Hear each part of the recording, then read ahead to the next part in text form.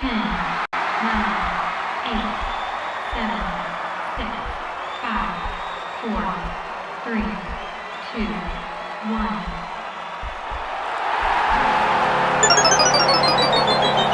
Game over.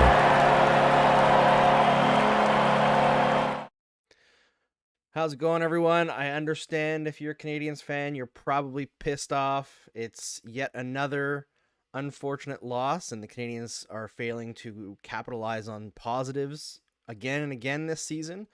But we're going to try to at least look at a couple of positives in this game, and I've got some excellent guests to join me right now. It's Lori Bennett, who you might know as Lori Habs on Twitter, and Adam Herman. How's it going, folks? Not so bad. How are you? Excellent. Yeah, I'm doing great here. I'm sure Habs fans, don't feel great about that game, but yeah, I'm doing all right. It's funny.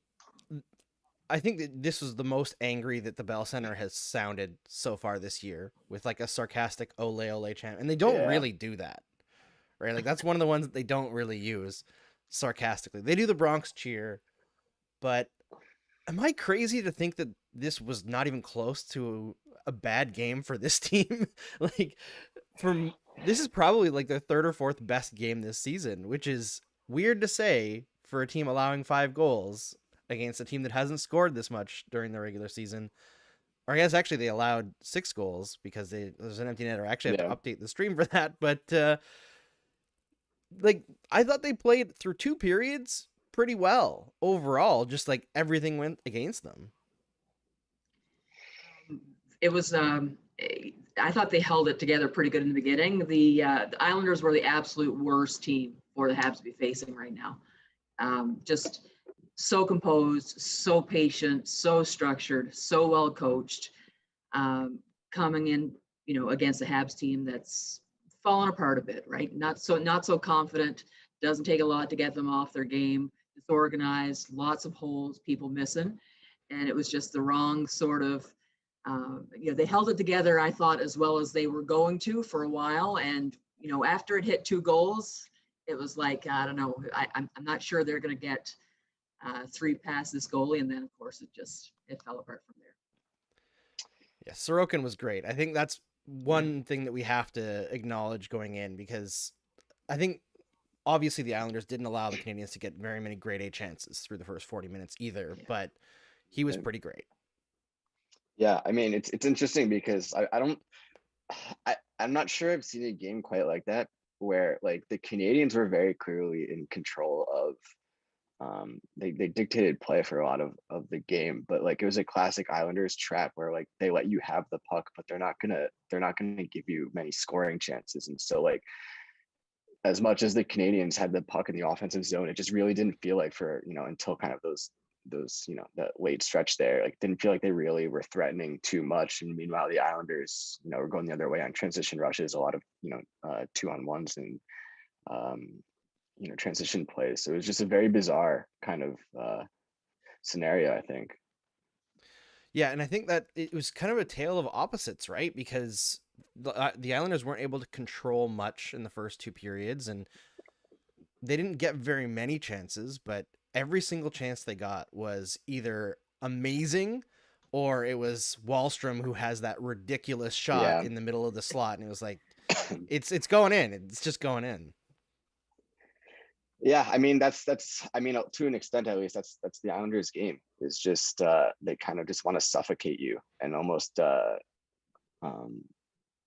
kind of ruin your what would be the right word? I guess just demoralize you, I suppose would be the right word. Just kind of where you have the puck, like I said, you have the puck, but you're just not penetrating. You're not really getting through and creating chances. And I think that would have been one thing if the Canadiens were, getting chances and Sorokin was just making great saves, and you can kind of, trust that, all right, like we're getting our looks, eventually he's going to break, but they just weren't really getting through anything much. And that's kind of what the Islanders do, where they just break you down like that, where it's not only aren't you not getting chances, but you get frustrated and defensemen maybe start pinching and such, and you get exposed that way. They're just willing to be patient and just wait for their chances.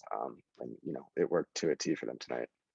Yeah, I got a few Penguins fans that messaged me and they were like, yeah, this is what they did to us in the playoffs. It was like this Yeah. combined with Jerry being terrible. And it was just every game we controlled the play and they got perfect chances and Jerry just couldn't stop anything. It's like that is their game. Like, not that they never control play, but they do this often and they are extremely Yeah. successful at it.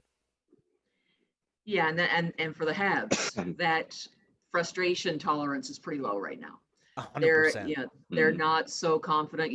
If they're getting chances and not converting, you can just see it wearing down on them, and you can watch their the facial expressions, the body language, everything just starts to sink. Yeah.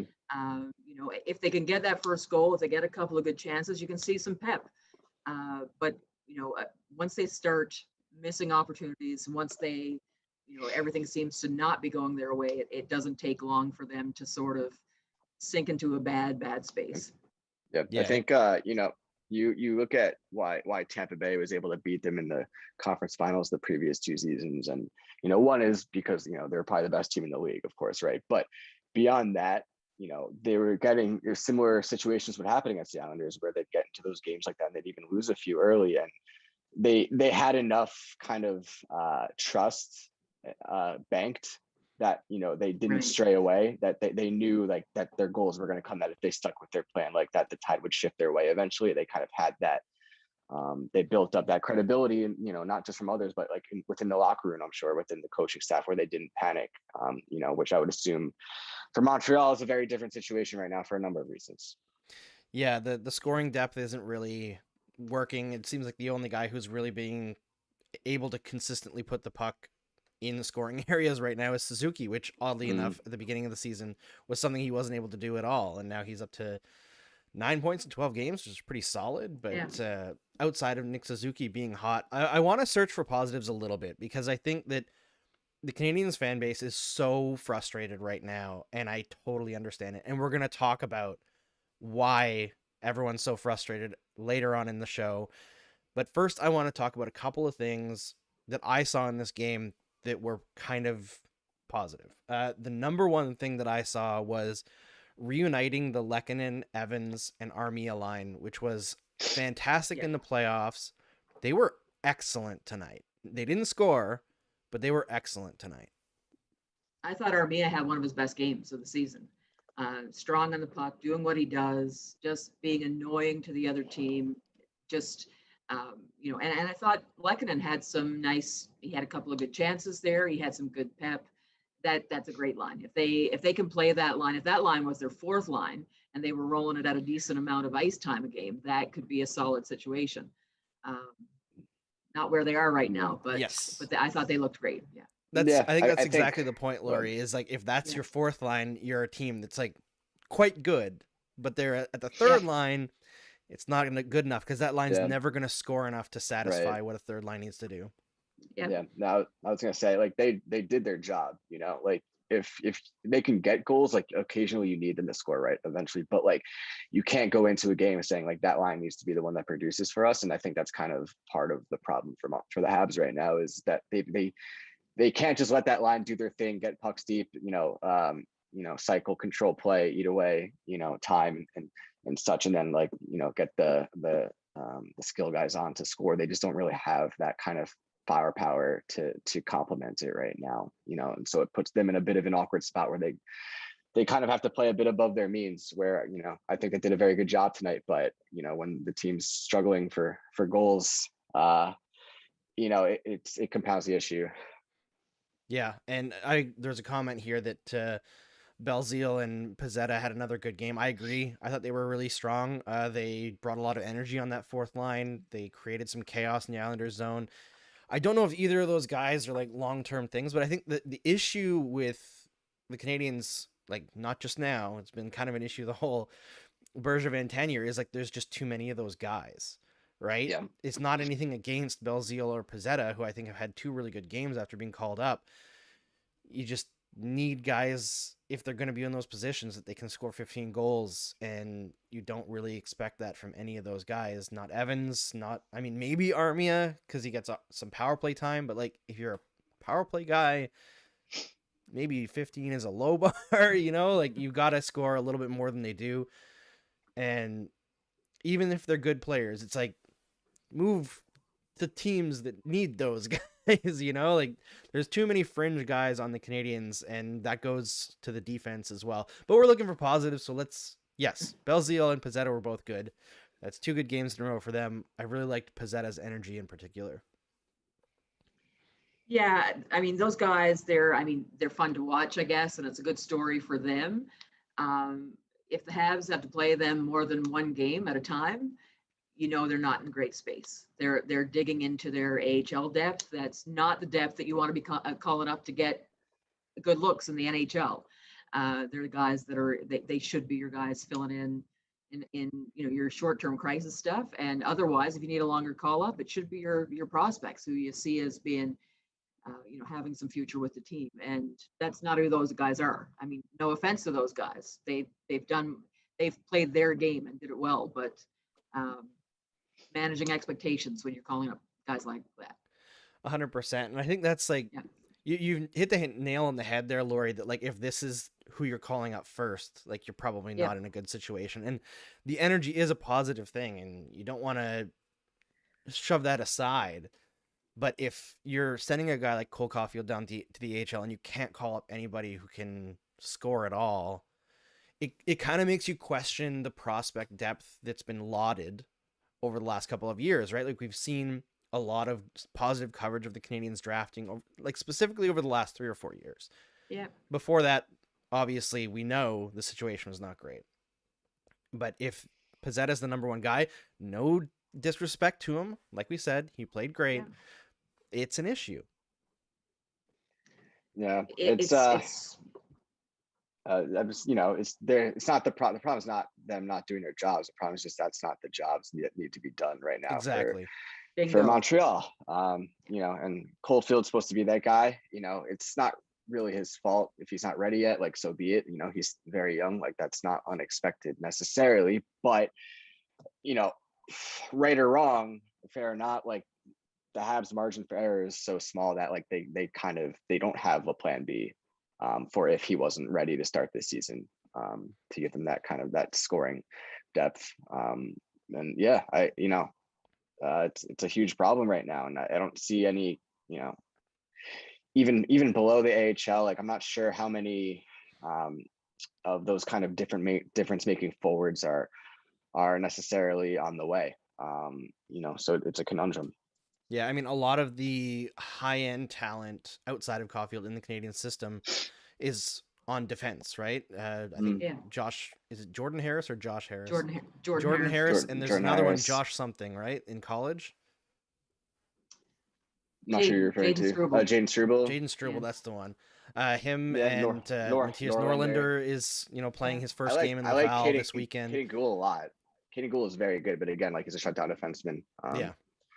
He's just not what they need at the moment. No. So I don't know. It's a tough one. So, I mean, they need those young defensemen that can move the puck for sure. They definitely need that, but they need some scoring as well. And I know I've kind of been hammering this drum all season long, but I thought that, like, I don't want to trash him too much because, like, Christian Dvorak is a very good player. I've really liked his play so far this season overall. But when the trade was, like, even before the trade was made and it was rumored that they were going after Christian Dvorak, I was like, they should just bite the bullet and pay a higher price and get Thomas Hertl, because there was tons of rumors that he was wanting out of San Jose, or that San Jose was willing to shop him. And I got a lot of pushback on that, because what I said was Christian Dvorak is perfectly fine, but he's just meh, and to me, it's kind of looked that way this season. Like, he does a lot of good things, great on faceoffs. His underlying numbers are very strong. He's a good, solid two-way center, but the Canadiens needed somebody who would push the needle. And offensively, I just don't see it with him. He's not super creative, and the Canadiens need more creative players, especially in the middle, especially after losing their ability to be like a hardcore shutdown team by losing Deneau and Weber and Edmondson at the start of the season. Like, they have to recognize that they need to change up their style. I mean, truthfully, they needed both. Yes. They needed both centermen. No issue with them bringing in Dvorak. I like the deal for Dvorak. It's just they still have a hole at center, really. And Dvorak with the right crew is like, I like the idea of playing him with Drouin when I liked that assembly. The idea of having a puck carrier, Dvorak would do the dirty work, and finisher in Anderson. I like that setup a lot when they brought him in. I find that when he's, to me, he doesn't look like he's found a rhythm with anyone significantly. In the beginning, we saw some signs of that with that trio is together, but in the last few games, he's looking really out of sync, it seems to be. And I think there's a simple, if you look at the roster tonight, go, write down the roster and then start circling the guys who can move the puck. And you're going to have a really small number of circles on your page when you're done. There's no puck movers. Forward, defense, doesn't matter who they are. You've got a bunch of guys who are either, shooters. They want to, take a swing at the puck, or they're going to go and do their thing on the boards and all that jazz, or you got the shutdown D. But how many of those guys can move the puck in any position? If you've got Jake Allen being the guy who's trying to move the puck for you, probably not in your best space. And that's through the lineup. And I think that's what makes Dvorak stand out right now. It's not so much what he's doing or not doing. It's that they're missing something else dramatically there. Yeah, absolutely. And I think that when they're down Drouin, it becomes extremely obvious that moving the puck is laborious for the Montreal Canadiens. Yeah. Although, ironically, they managed to get the puck moving a little bit on the 5-on-3. When it started, I was like, oh my God, not more point shots. I can't believe how many point shots they've taken on 5-on-3 so far this year. But finally, they got it across the goal crease, and Toffoli was able to snipe it home. But it's a tough thing without Drouin in the lineup. And even when Drouin is in the lineup, like we talked about this before with, I think, Mitch Brown when he was on, and maybe Chris Watkins as well, where off the rush, Drouin should be a better playmaker, but he has a habit of he'll enter the zone, and instead of driving deep, even going wide and trying to set up a play, he kind of stops on the half boards. Yeah. And then that limits his options of what he can do. And like, if everyone stops in the right position, sure, that stop will open up a lane, but he's kind of predictable that way. So he just ends up losing the puck a lot of the time. And I think Drouin's been fantastic this year. But it is an issue in his game in terms of even strength playmaking that he can't really be that high end playmaker off the rush, and the Canadiens just don't have that. They have guys who can score off the rush, but nobody who really passes off the rush. I was actually just gonna say, like, Suzuki is brilliant, but beyond him, for that kind of thing, like Drew, and kind of like Mitch, alludes to, like, he has elements of that game where you could say, like, if he did certain things, like, it could be there, but it's just not there. And then, like, yeah, there are other guys like Toffoli and Anderson and Hoffman who kind of are more, they capitalize on other people's work. They're shooters and such, but they're not going to be the ones that necessarily create these zone entries and then quarterback the play. And then on defense, I think in previous seasons, maybe Shea Weber's slap shot maybe covered for a lot of issues in that regard. Although Petry's great, but like that shot was just booming in a way that a lot of defenses around the league just don't have that kind of weapon. But once you remove that, like, there's just not a lot of puck moving ability necessarily on that defense either. And that it limits the Habs options, and it also makes it easier to defend for the other team because they know kind of where play is going to go. Yeah, and I think the one guy who you can rely on to move the puck on the back end had a really tough start to the season, right? And Jeff Petry, whether it was injury or just the incredible amount of pressure that's now on him with Weber out, and like, it's not just that Weber's out, because Weber's been out before and Petry's played great. It's knowing that he isn't coming back, right? Like, in the back of your mind, this is on you all season long. And then Bergevin comes out 4 games in and he's like, I'm not making a trade. You're like, okay, so I got to carry the bag here the whole time. He's the guy, right? Yeah. Like, it's him and a bunch of guys who are, Savard's, a veteran, but like, aside from that, it's a bunch of kind of, journeymen or young players, who can't be relied on in that way. Like, there's just a lot on Petry's plate for sure. And I think he has the ability, maybe not to cover for everyone, but he can be a top pairing defenseman, even a number 1 maybe. But like, mentally, that has to be a huge burden for him. Yeah, I think he has been a number 1 for the last several seasons. It's just like, there's been some level of support, and now he doesn't really have any. But I thought he was pretty great today overall. Like, this is the first game where I didn't see any major gaffes from Petry, and he seemed confident with the puck. His offensive zone decision making was very strong. He wasn't just like getting frustrated and trying to take a slap shot into the shins all the time. So I think that's like another slight positive for the Canadiens is like, I thought Suzuki has really been coming on of late. Jeff Petry has really been trending in the right direction to the point where we expect him to be. And those are, in my opinion, the two most important players on the team this year. For sure. Petry's looking a little bit better. I think in the last 2, maybe 3 games, he's settled in. He's starting to look more like himself, not trying to do too much. He's starting to look more like the player we're used to. He's still not quite where we are used to him being, but I'm wondering if, for some reason, him and Edmondson had a thing that worked that I didn't really expect to work when they threw them together last year, but it worked. And maybe that will be something that settles him down a little bit more when he's back. But, I think the pair of them will come around. But the other guy that I think, that I think's been a positive for the Habs, and that tonight wasn't a strong game, but I think the line he was on tonight was a really bad call. But Josh Anderson, I think, has been consistently Josh Anderson, for what he does, for what he brings. One of the things that I found about him last season was that he'd have one game where he was tearing everything up and, screaming down the wing and just on fire. And the next game, you wouldn't notice he was there. And I think pretty much every game this season, there's been a few occasions in the game where I thought he looked dangerous, where I thought he was doing what he does well. And there are limits to what he does. Obviously, he's not going to be your puck carrier, and that's the problem with his line tonight. There was no puck carrier on the line, but that's I think a positive throughout the season has been the consistency in his play. Yeah, I totally agree. I think Anderson has been full value this season. I was hoping that he would add a little bit of variety to his game over the summer, but consistently doing the things that he does well is also pretty good. I think he is what he is. Yeah, my big thing with Anderson is like if he could pass even at like a league average level, he'd be really, really good. But he just see that one really beautiful pass though. Yes, he has had a couple really good ones this year. That one beautiful pass to open the scoring in the first game to Drouin, that was a beauty. That was absolutely gorgeous. And I remember watching that and I was like, Anderson made that pass? Because usually it's a 2-foot pass and he misses it all the time.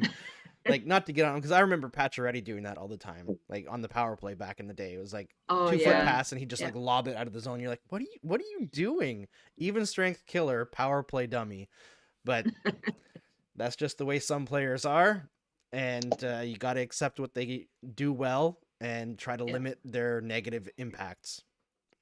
For sure. I mean, I know you don't want to be too negative, but like when I was watching this game and, I'll just against the Rangers and kind of look at the stats, like, maybe Gallagher could be a bit better. We were talking about Dvorak could maybe be a bit better, but like across the board, for the most part, like I'm not seeing a team that like where there's just like these like big players slumping, like, you know what I mean? Like I feel like for the most part, like players are more or less, even if it's not collectively happening as a team, I think individually, like most players are more or less playing within the bounds of like what might be expected of them. There just isn't, especially with injuries and such, and Caulfield being demoted, it just seems like there just isn't enough there right now. Yeah. By the way, the chat has decided, Lori, you're the new Habs head coach. They're liking your analysis. So you've been hired. It's a bit of a pay raise, I hope. Pay raise for a good 6 weeks before you're fired. Yeah, exactly. Well, I mean, I don't know if the GM has the latitude to fire another coach right now. We'll see about that. But okay, I want to move on to a more questionable thing, and I wouldn't say it's a positive, but I don't necessarily agree that it's a negative either. David Savard has become very divisive already. You've got people comparing him to Carl Alsner. 2 goals today that looked from a sky's view to be his fault. I don't think either of them were on him. Definitely that first goal was not on him. That was on goal Kulak. Where he lost, absolutely on Kulak. He was holding his man pretty good, and then suddenly Kulak's behind him, and he lost track, and it's in the net. But I thought he was managing the player pretty well. up to that point where Kulak did a little dipsy doodle behind him. Yeah, Kulak came in behind and took out his legs and missed the puck. Like, I mean, part of it's probably just miscommunication, and that happens with the new pairing. But yeah, I was surprised that people were all over Savard on that one. And the other one, which was I think it was a breakaway goal. It was the one where he like mishandled the puck at the blue line. But that was, I think, Anderson lobbed the pass over his stick. Anderson recovered the puck, or not Anderson.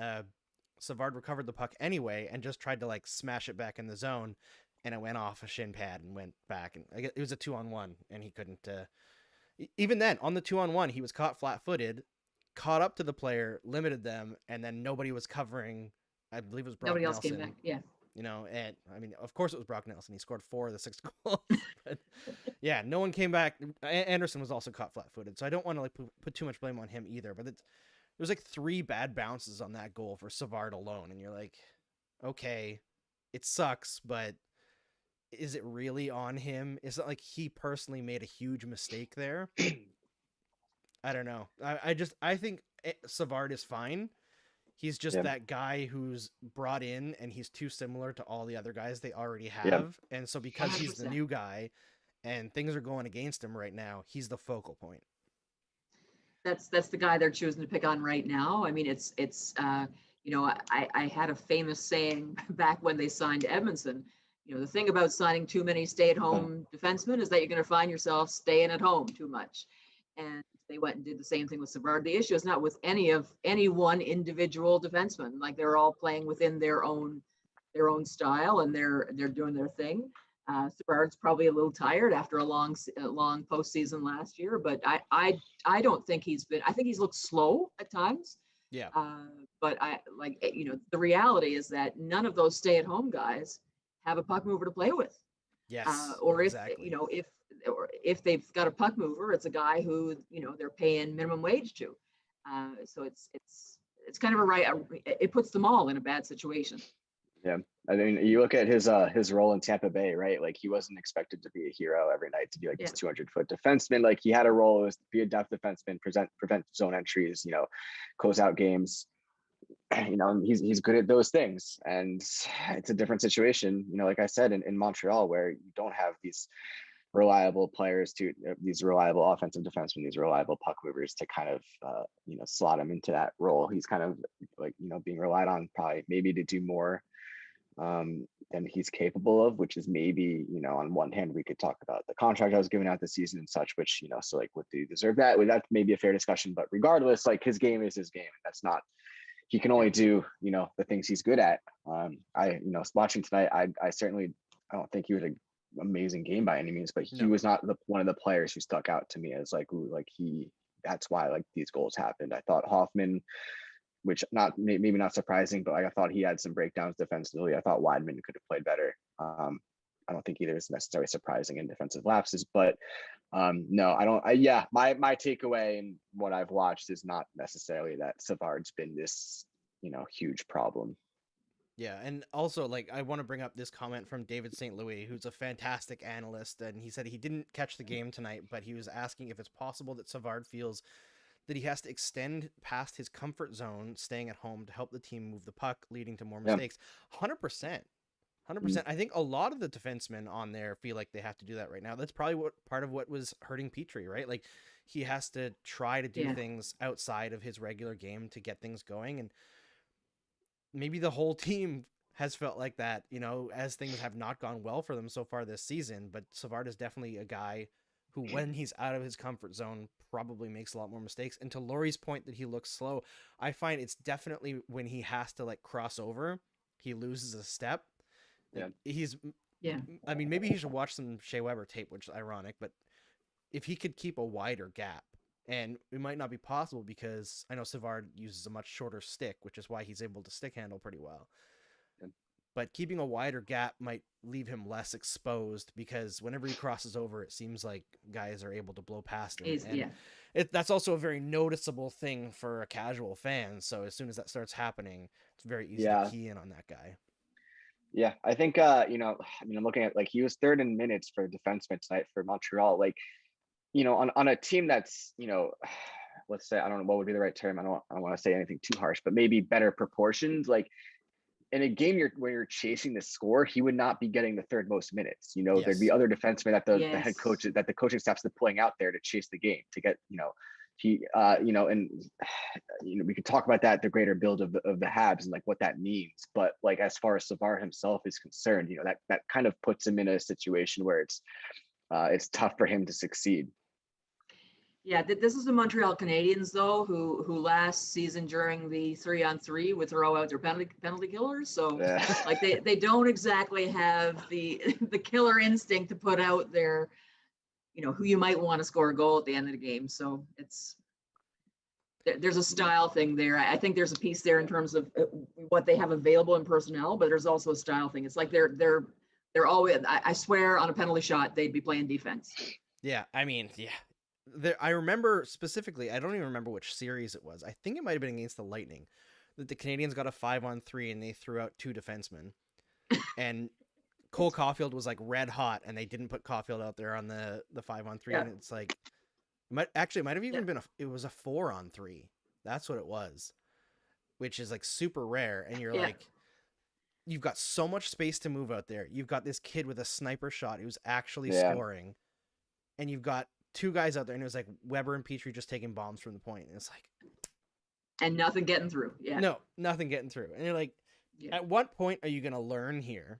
And I just don't believe at all that it's a talent issue for the power play, because there's less talented teams that ice much more effective strategies.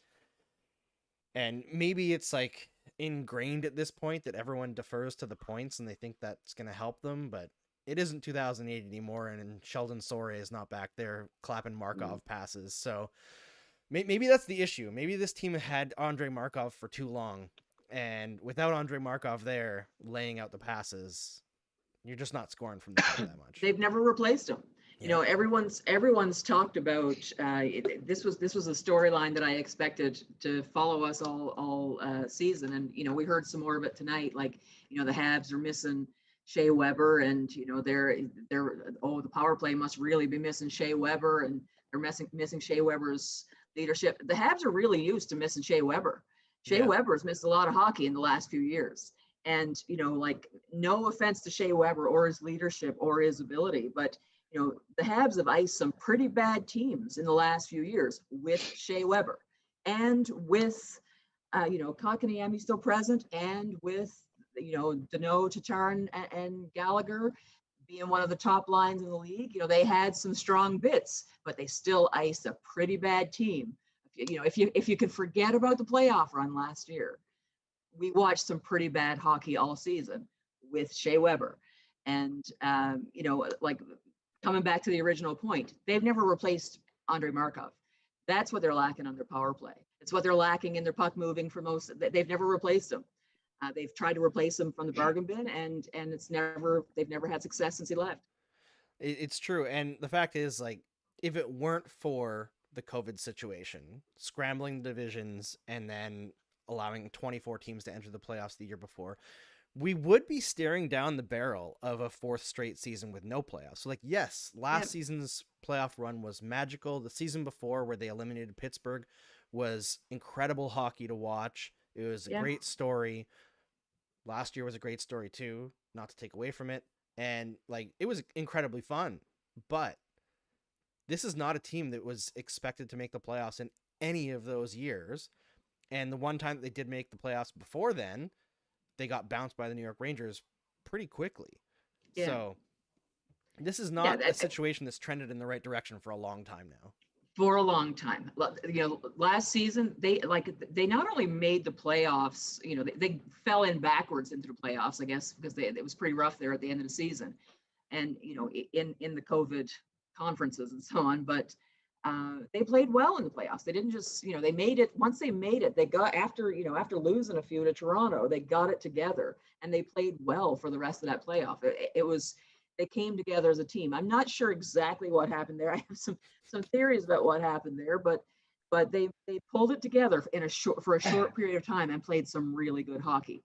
But if you were a fan who watched every one of those games for the last few years, you know that was a pocket of time, not really what that team has looked like. Yeah, it wasn't representative, right? And I No, think there's not a at all. lot of people who saw that success and they were like, well, we've been told that they were built for the playoffs this whole time, and they upset Yeah. Pittsburgh, and then they upset Toronto, and they upset Vegas, and it's like, it's true. Like, they did do all those things, but I don't really believe that they were built for the playoffs. Like, I think there was No. complete and total team buy-in last year. I For sure. totally believe that. And there was a swagger to that lineup on the defensive side that they knew that they could shut down anybody's top forwards. They Yeah. cut the knees off of Vegas's top forwards, cut the knees off of Toronto's, but then they ran into a team that was as good as them defensively and had more offensive weapons throughout the lineup, and they got their heads absolutely caved in. Yeah. And I mean, the Lightning would have done that to probably anyone last year, but it should have been a wake-up call that what they were doing wasn't working.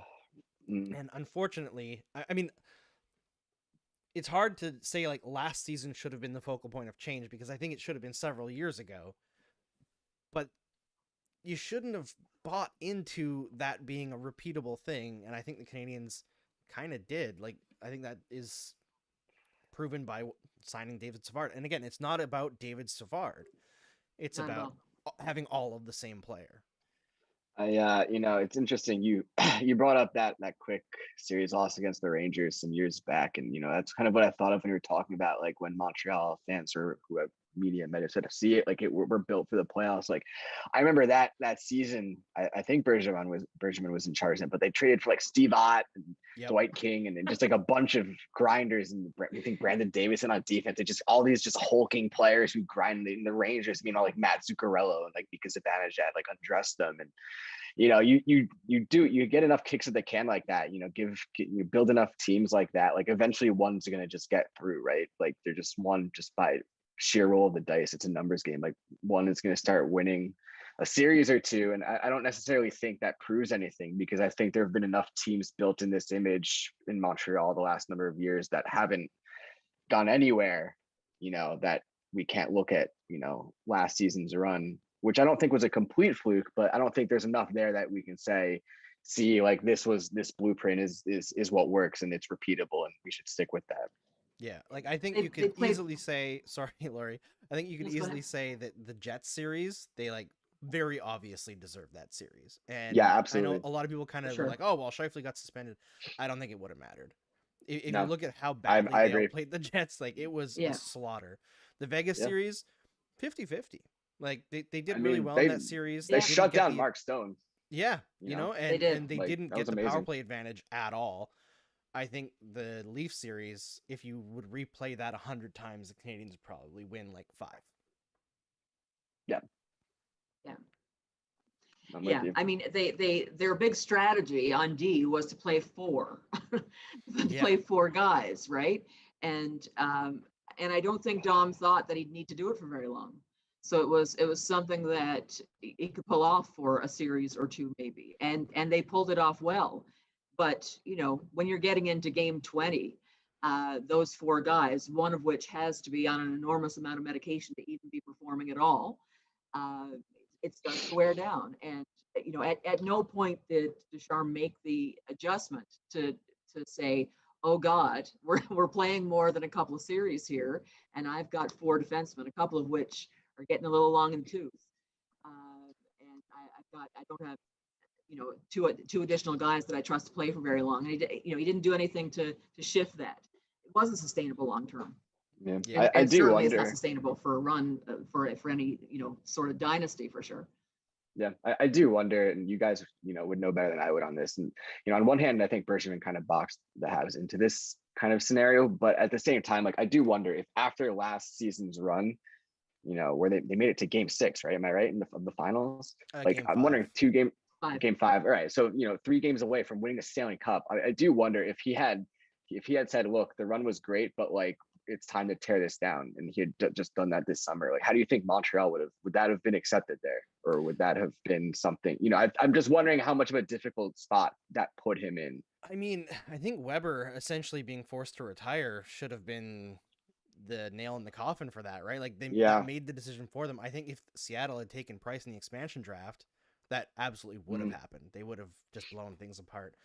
I think they're gonna have to do that anyway. Like the writing is on the No, wall. I agree. It's headed it's there. it's like you're not going to be able to get rid of Price for free because that contract is gigantic. I think the best thing that could happen to them is he comes back and he's incredible. And if Price wants to stay and they can't rebuild within his career window, I would not even I'm not really a huge fan of the team anymore. Like I don't cheer, I don't get upset about games or anything like that. But just as following the organization, I think it would be completely acceptable and fans would mostly accept not moving Price if he just finishes his career here. Yeah. And it would suck for Price to never get a championship because it's kind of the same situation as Lundqvist, where you're going to end up owning almost all the team longevity records and not win anything for it. And you just feel like this huge wasted opportunity. But keeping him here, I think just as a leadership situation for young kids coming up is good, as a stability for the organization is good. So I think that would be accepted, but you've got to make a change somewhere. And that kind of brings us into where we're going here and what the spot that the Canadiens are in. The GM does not have a contract beyond this season. He said he's not going to make any moves, which is a weird thing to say 4 games in. But I'm just wondering how long this can go on when you have fans in the Bell Center sarcastically chanting "Ole, ole," even in a game where, like we said, there's some positives to take out of it, before the organization realizes they have to make a move. Well, I think if there's one thing that we've learned in recent seasons is that Jeff Molson has an incredibly high tolerance for shame. There's been some the fans of the Bell have been pretty upset at on more than one occasion, and where things have looked pretty ugly a few times during Bergevin's tenure, and he's been steadfast. There's been no rush moves. No one can ever accuse Molson of moving too fast. This is true. So I don't know if he's doing anything. It won't surprise me if Bergevin finishes the contract. Frankly, it wouldn't surprise me if he was re-signed tomorrow. How do you think that would play, though, Laurie?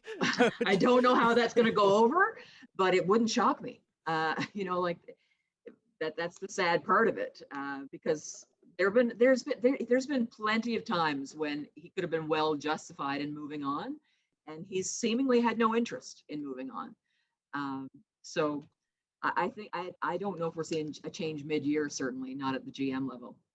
Yeah, it's weird because it's a complicated legacy for Bergevin, right? If he leaves after this season, you could say legitimately that he's had more success overall than any GM since the Canadiens were winning cups, right? They came to the Stanley Cup final for the first time since 1993. They had another run to the conference final in 2014 that probably would have gone further if Chris Kreider and Alexei Emelin didn't combine to destroy Price's knee. You can say that he's made a huge amount of really good trades. For sure. But as I said on the Hockey Inside Out show earlier today, you look at the draft record and the development record, and the Canadiens currently outside of Seattle, who have only existed for a few months, have the fewest drafted and developed players on their roster of any team in the entire league. And if you count IR, they're just one player ahead of Vegas.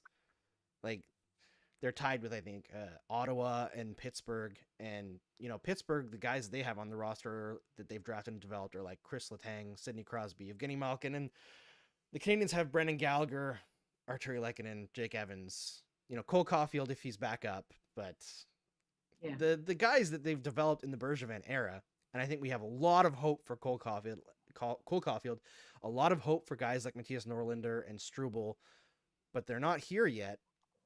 And just the track record doesn't give me confidence that they're going to be the impact players that they should be. I think he's got, there's some good prospects. I like, we're hard pressed, as Adam said, we're hard pressed to look to who's the guy that you're waiting for. I mean, that was Caulfield, right? That's the guy we were waiting for. And it's really hard to identify. I mean, the other guy, I guess, was we were waiting for Norlinder. I don't know. We'll see what that looks like. There's a couple other deep prospects that we're looking for, but there's not a lot of high-end talent coming there for sure. And right now the team as assembled, it's like a car with too many mufflers, right? Like you only need one muffler. It's like Bergman walked into an auto parts shop and said, "Give me 6 mufflers and 3 tires," and and said, "I'm going to go off and make a car." And what came out of there was not a car. It was a bunch of really useful parts, but there's no car driving anywhere out of there. And it's time to trade off some parts and see if we can start over a bit. Yeah, it kind of reminds me of, I don't know if you guys watch Top Gear, but whenever they do one of their like Top Gear specials and they end up like modding the cars, there was one where they went to, I think it was India, and they brought like sports cars with them, and they're like, "Oh, we have to go off-roading," and they put these like giant mud tires on, and it just like ripped off all the fenders while they were driving, and like they couldn't handle the wheels. It was just awful. And it's like, yeah, that's kind of the Canadians, right? You want to be the flashy Canadians. You're like, "Oh, just put these big mud tires on here," and it just doesn't really work. And I think that kind of is why I don't cheer for them, but I want to see the Maple Leafs have a bit of success, because I look at what Kyle Dubas and co have built there. Yeah. And it frustrates me as a lapsed Canadiens fan, because to me, the whole hardworking blue collar identity that the Canadiens have developed, that's the Leafs. That's the Leafs thing. That's always been the Leafs thing. They're the blue collar team with not much talent and a lot of grit. That's why, like, you look through the Maple Leafs history of like top end players and you're like, okay, there's Sittler and Sundin and a bunch of mid tier guys. The Canadiens are supposed to be the high flying, high talent team, and I think like what they've built there is closer to the Canadiens.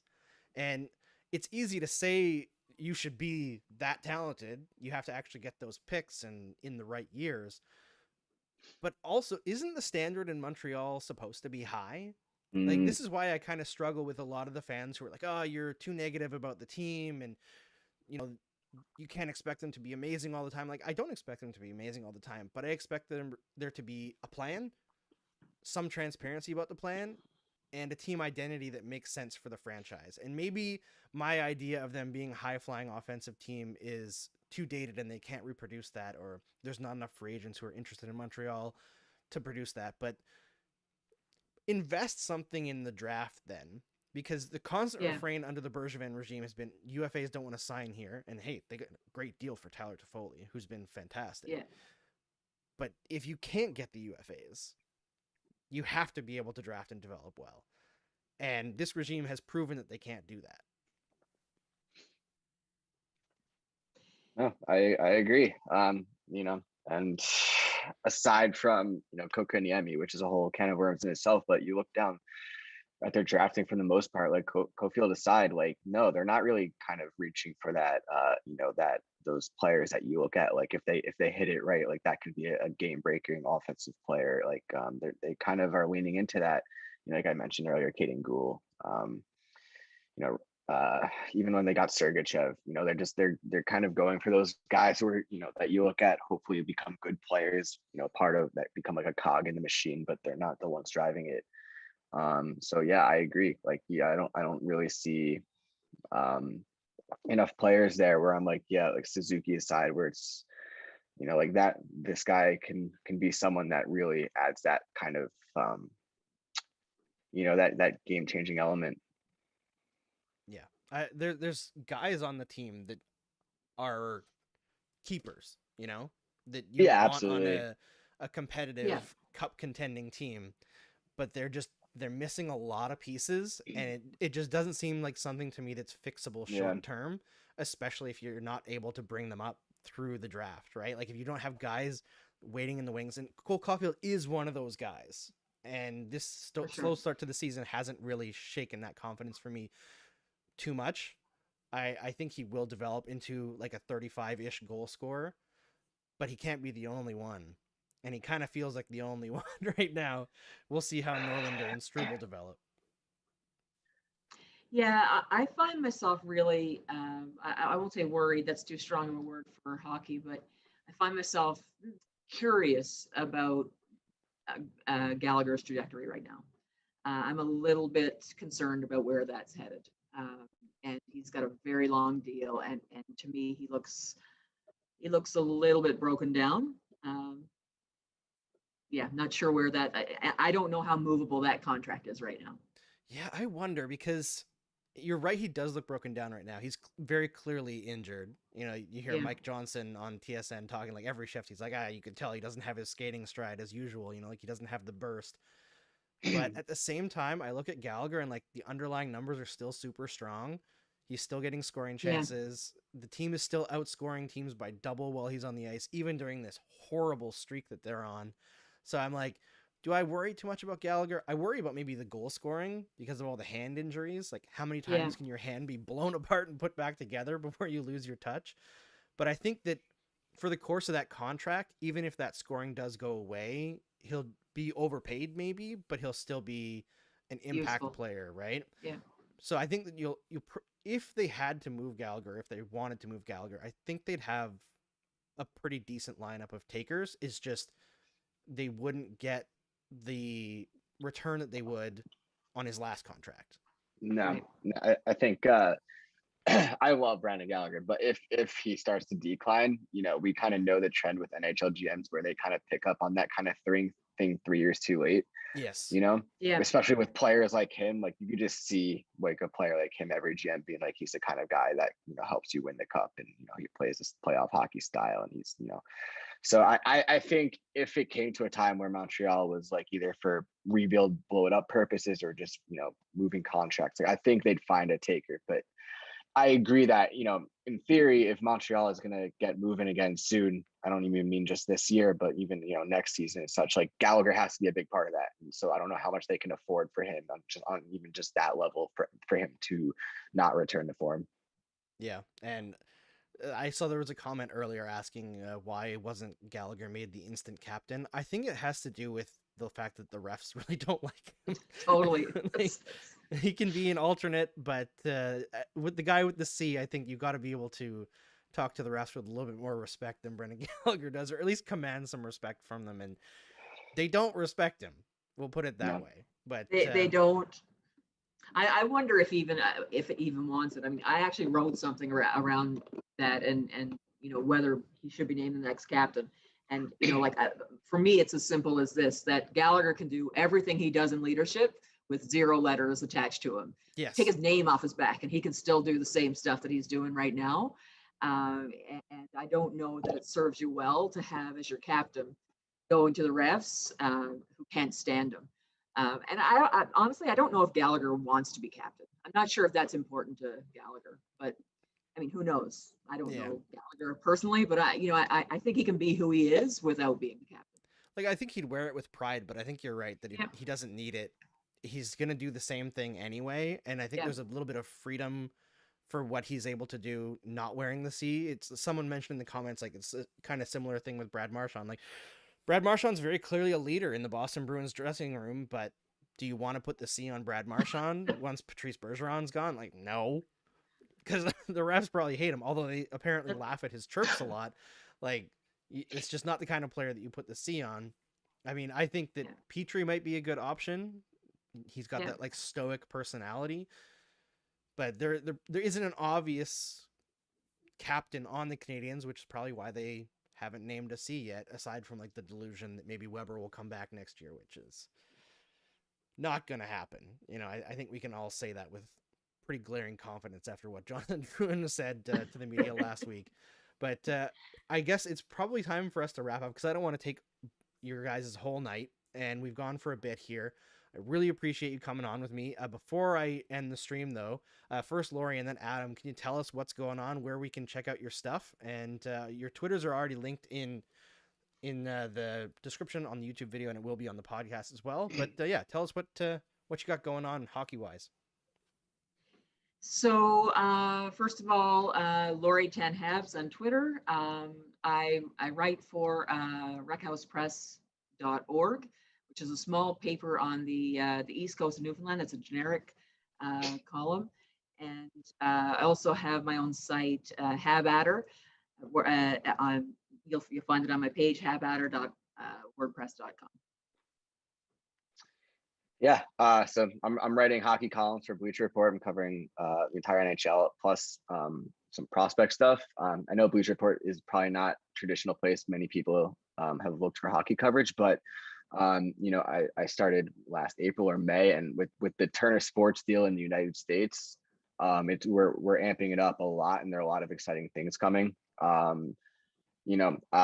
haven't published anything on the Canadiens recently, but I did recently publish my top 32 for the 2022 draft, which if things continue on this way for you guys, unfortunately, that might be of interest for you. So it's a pin tweet for me, and you can find it on Bleacher Report. But yeah, that's where you'll find me. Yes, I think there's going to be a lot of interest in the draft for Montreal Canadiens fans for the rest of this season. Unfortunately, that's the way it's shaken out until Carey Price comes back and goes on some sort of like Vezina Trophy run and makes them finish right in the spot outside the top 10 of the draft, and then they lose that top pick to always Arizona great for the Dvorak trade. So that'll be fun, but we'll be back on Saturday. Thank you so much for joining me, everyone, and for watching this stream. We're having fun every night, even though the Habs are not giving much to us. So thanks for joining us, and we'll see you soon.